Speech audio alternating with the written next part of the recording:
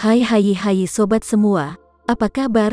Sehat kan? Semoga kalian semua sehat selalu, bahagia selalu, banyak rezeki dan banyak kota, agar kalian bisa menonton video-video OKBIS lainnya. Bagi teman-teman yang suka membaca, aktifkan saja translate versi Indonesia di pengaturannya.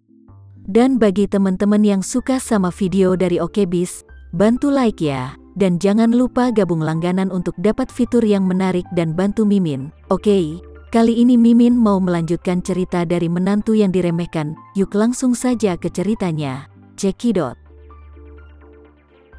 Alena sudah dengan hati-hati membongkar kotak kado. Ketika dia melihat cincin berlian cemerlang di kotak perhiasan, dia terkejut dan menutup mulutnya. Mata Rika membelalak beberapa kali dan berseru, "Buset dah. Berlian sebesar itu, apa itu 5 karat?"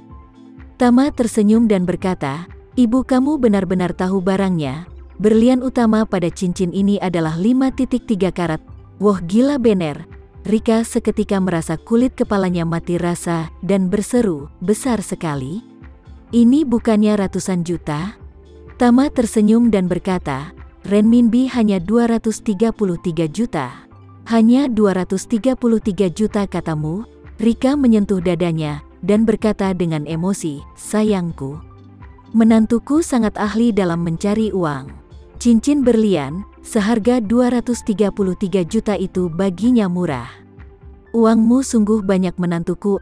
Alena yang berada di sampingnya terkejut dan berkata, "Tama, kamu sibuk setiap hari dan tidak mudah untuk menghasilkan uang. Kenapa membelikanku barang-barang semahal itu?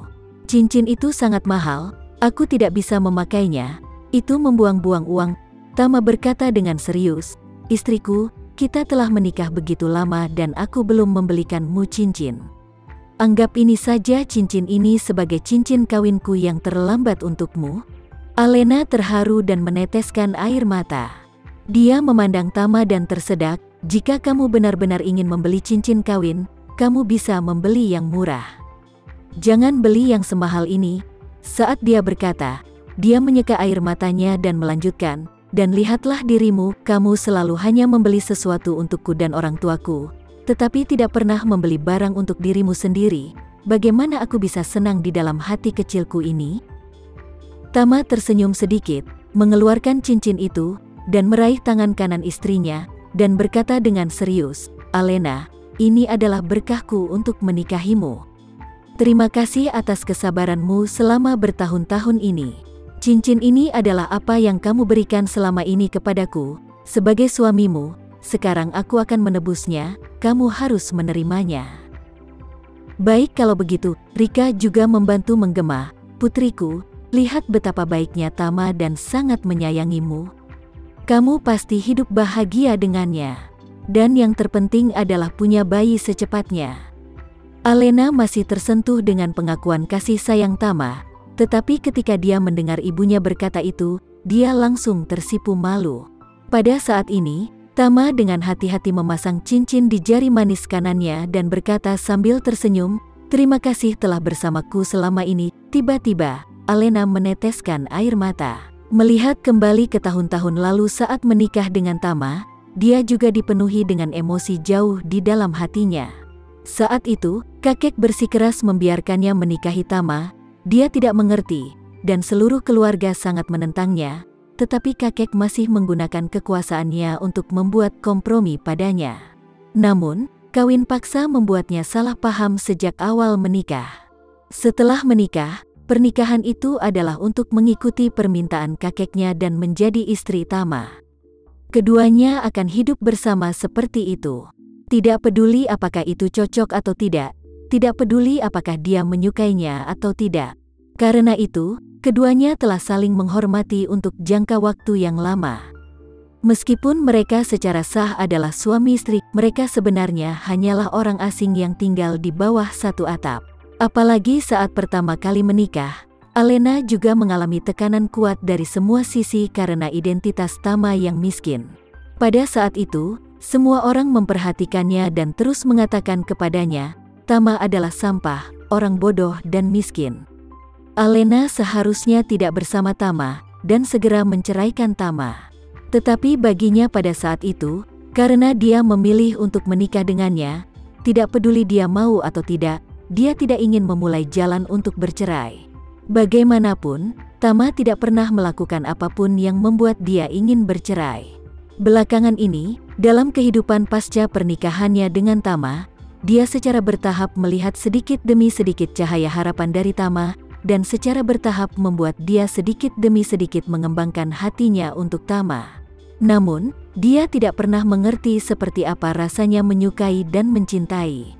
Lagi pula, Alena belum pernah menjalin hubungan dengan orang lain sebelumnya, dan dia relatif cuek dan bodoh amat tentang perasaan, sehingga mereka berdua begitu bingung sampai hari ini.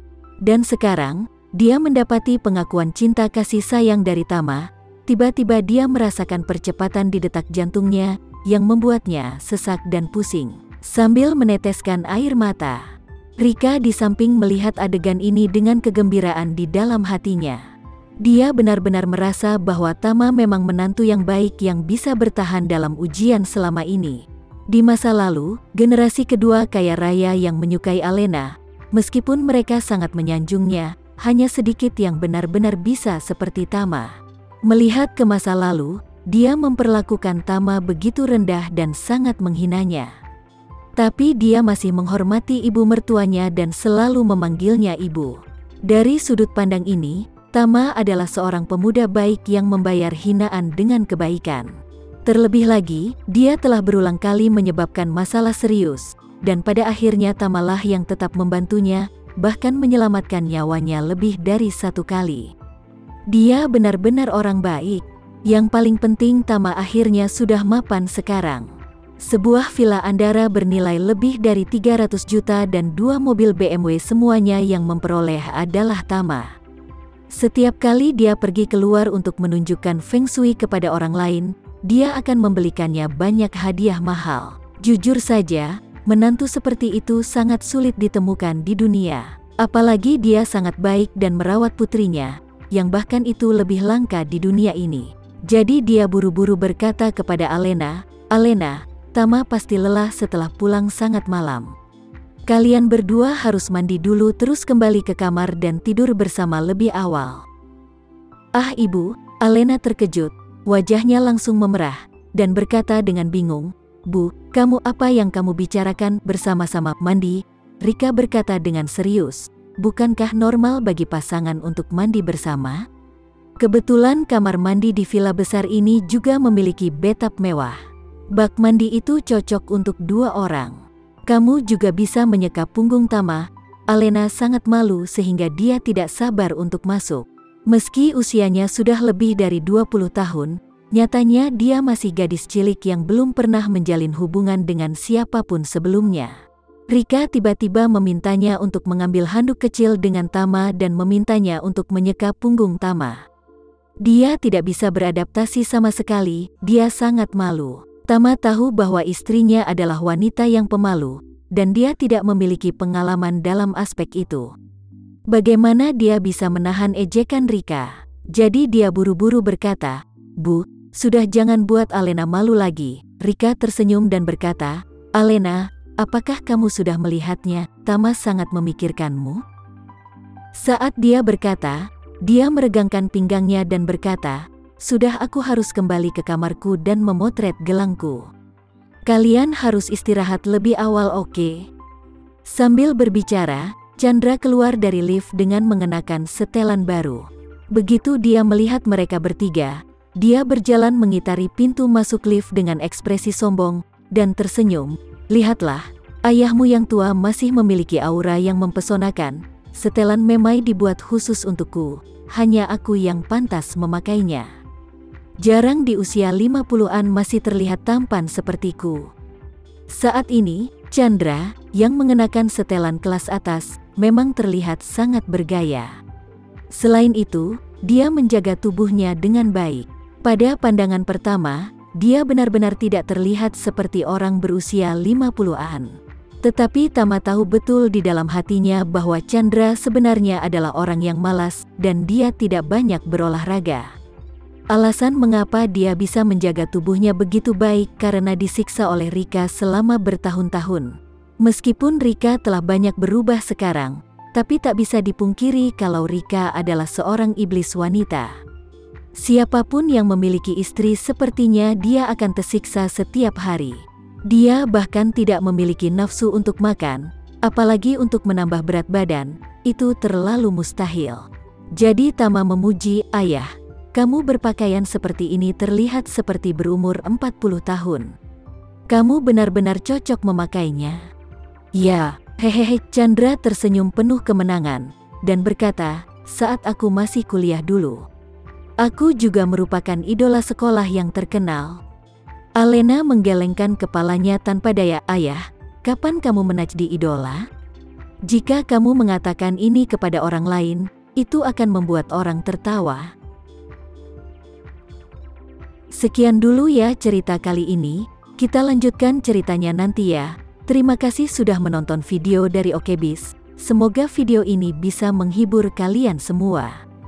Dan jangan lupa untuk like, komen, share, dan subscribe ya. Oh iya, bantu Mimin di fitur gabung untuk langganan ya, agar Mimin lebih semangat lagi memberi hiburan untuk kalian semua. Terima kasih semuanya. Bye-bye.